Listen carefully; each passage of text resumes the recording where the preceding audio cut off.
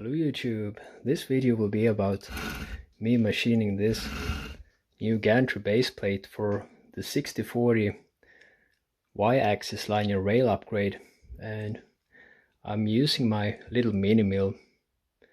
So I started off with mounting this one, the old gantry baseplate, to get some help lining the part as well as drilling the holes for the ball screw nut and the holes for the gantry sides.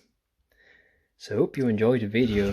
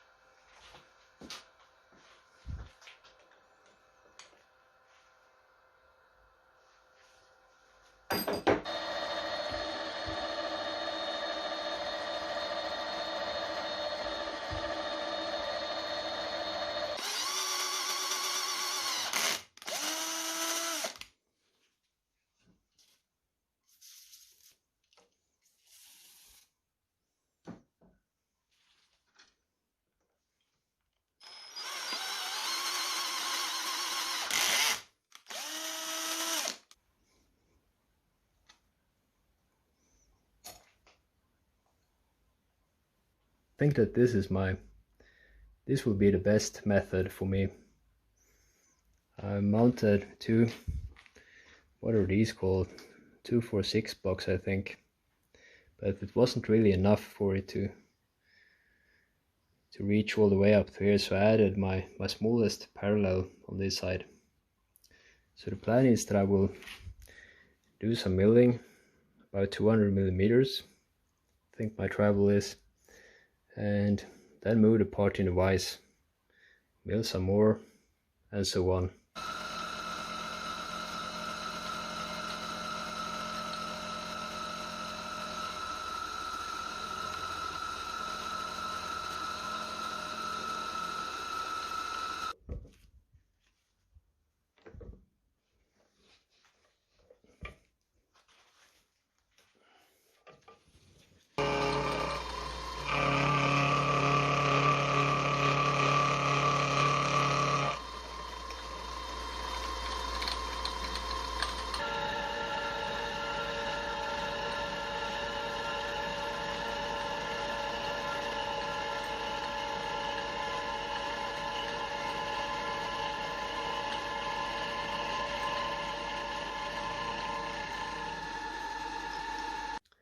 Right, so I'm now done with this side here, and my strategy seemed to work, taking small cuts and don't go for a super nice finish, but a very even finish instead, and then lightly remove the marks from the cutter with a piece of sandpaper.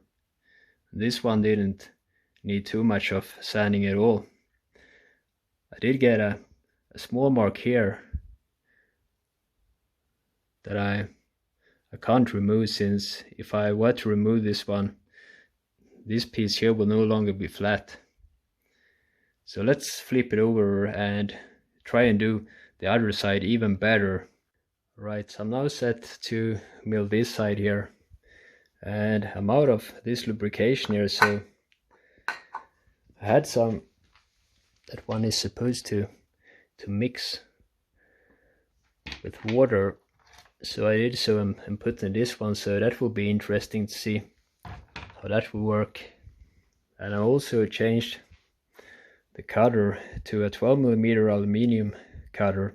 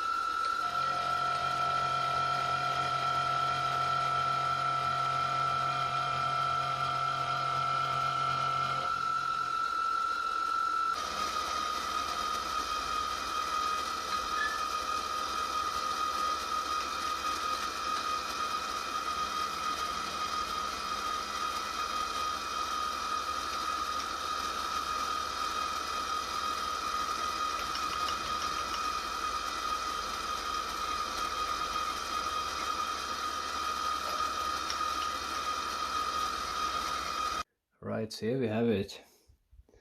So I will now try and remove the joints here with some sandpaper.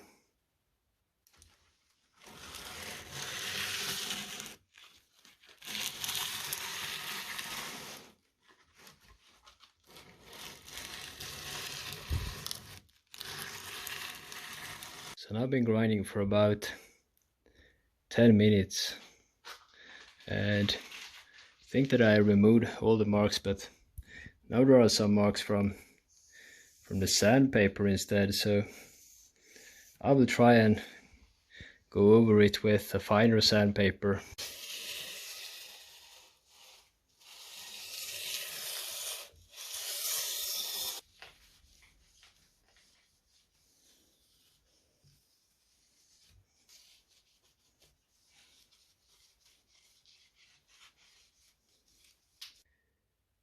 So the table is now cleaned for the second time today, and I just moved the vise. I have rotated it 90 degrees, as you can see.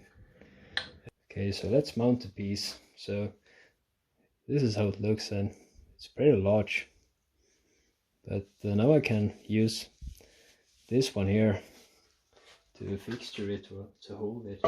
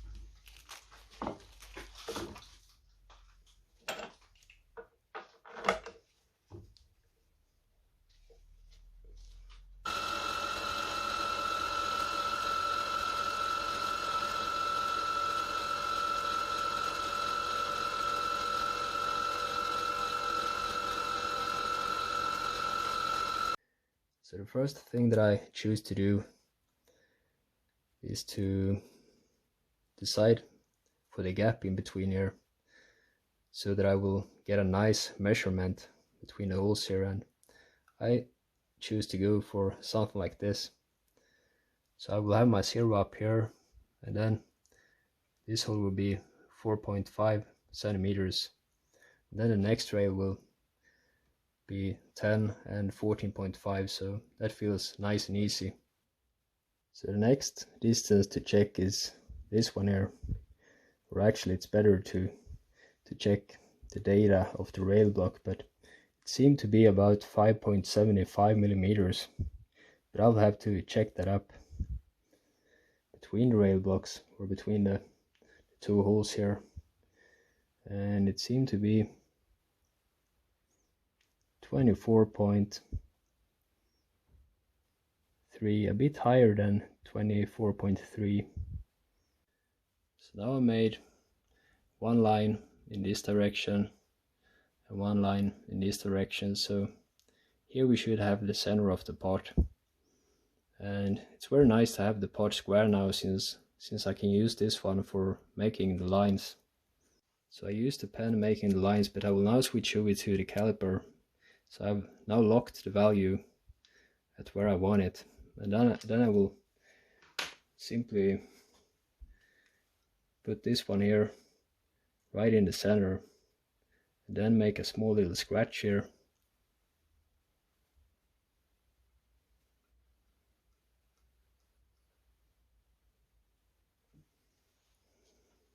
And since this one is locked now at the distance I want, it's very easy to make a scratch on the other side.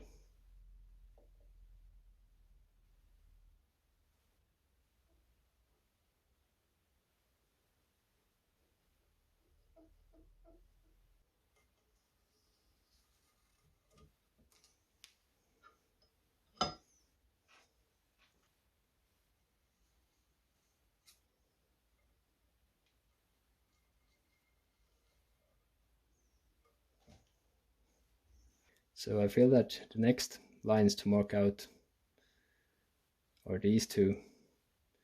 So then we just take a look in the coordinate system. So minus 2.75 from this line, and positive, that will be up here. So let's mark those two out.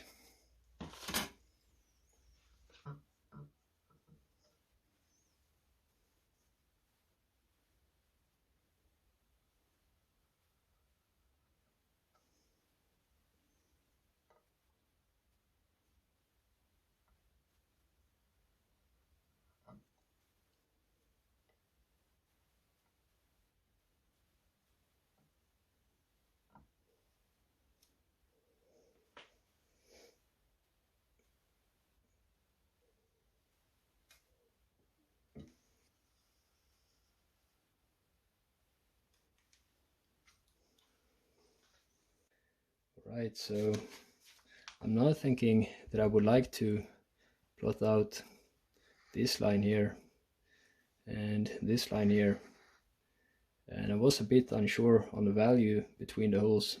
I thought 57.25 something, so I actually checked a drawing and it should be 57 millimeters.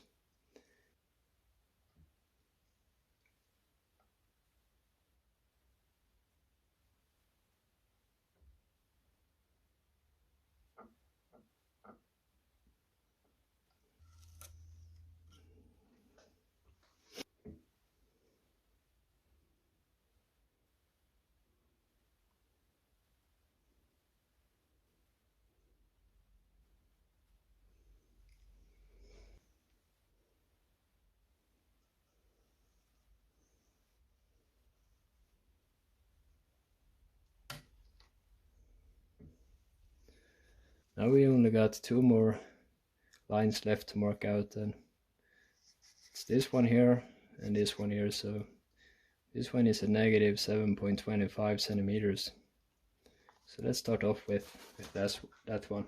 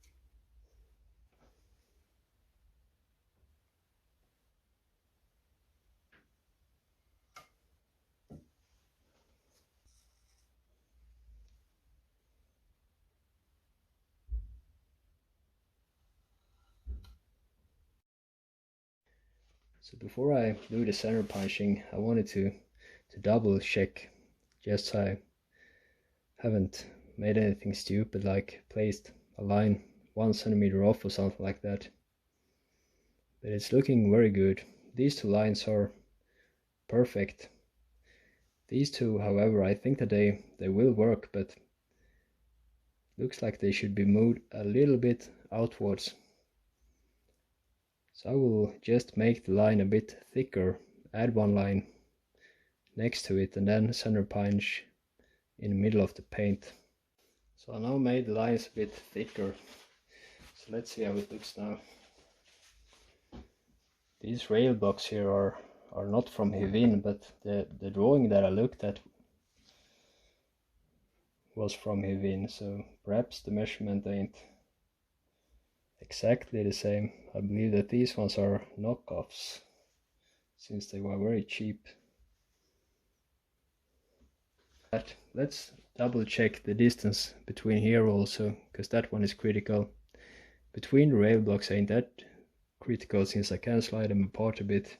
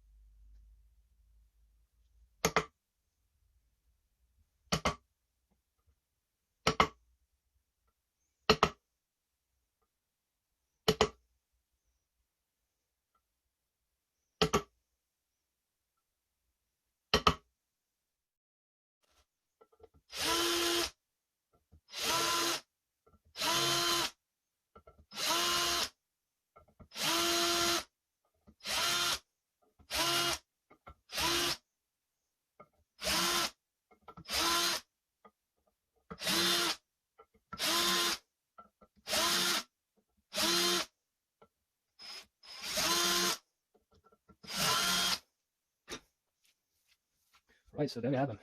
So let's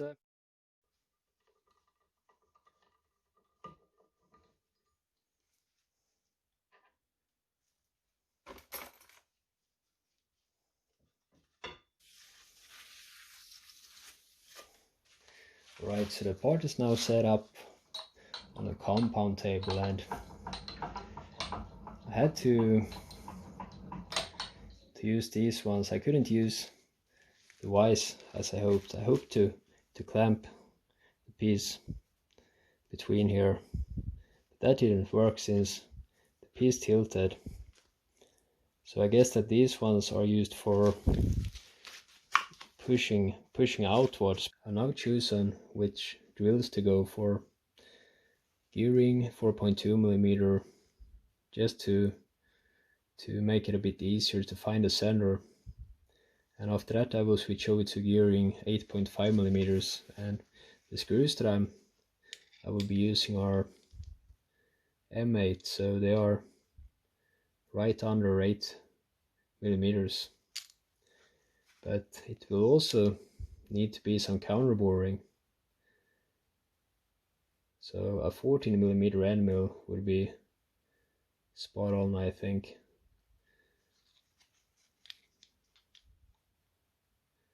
Depth a bit below 8mm, I think. So I have some issues choosing which end mill to go for. So I got some candidates here. So this is the first one. This one is from Gearing, although all these ones, or these two, are in dormer boxes, but that is because I bought this one second hand and they came without the box. So this one here is 14mm, or it was 14mm, but this one has been reground, so it's a bit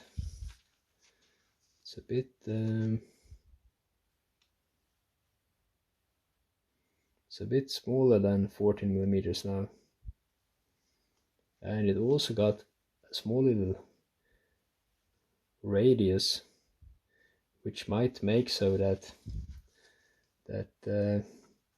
even though the counter bore is a bit larger than the screw head, it might push the screw to the center, just because the small radius here.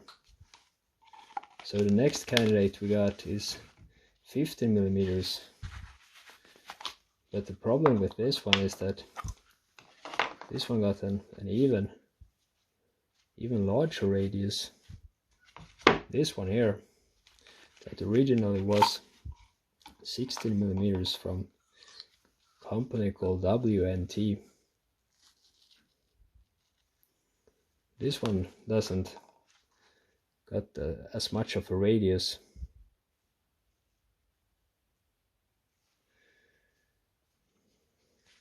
So it should give me some wiggle room without pushing the screw to the center. Let's see.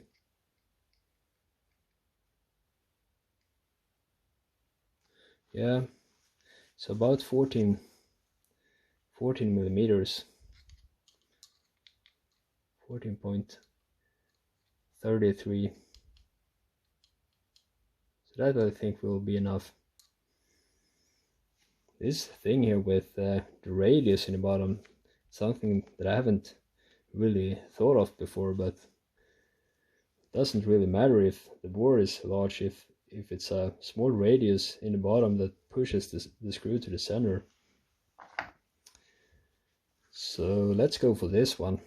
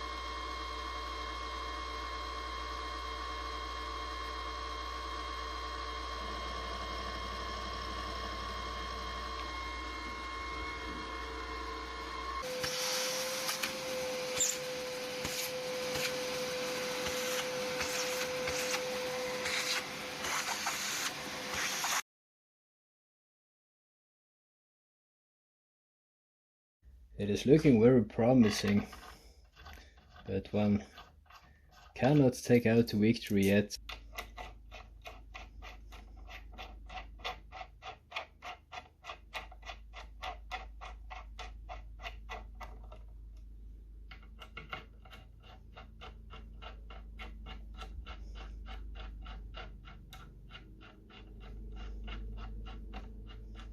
Right, so here we have it, sliding nice and smooth.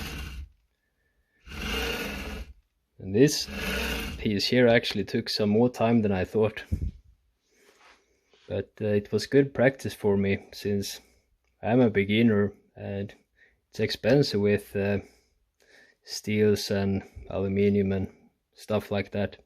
So it's good to practice while you do something useful. So that's why it went a bit extra slow perhaps. I think I will upload this video now, since I'm aiming for uploading one video a week, and it's been almost a week now since I uploaded the last one. And I was hoping to have done more, but it is what it is. It's taking a longer time, and especially for me as a beginner and with a minimill. But I'm very happy with the result. So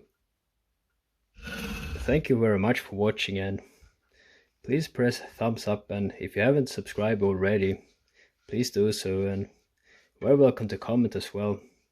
I try to check the comment while I'm uploading a new video, so when I'm uploading this video I will be checking the comments on the last video. So take care and see you soon.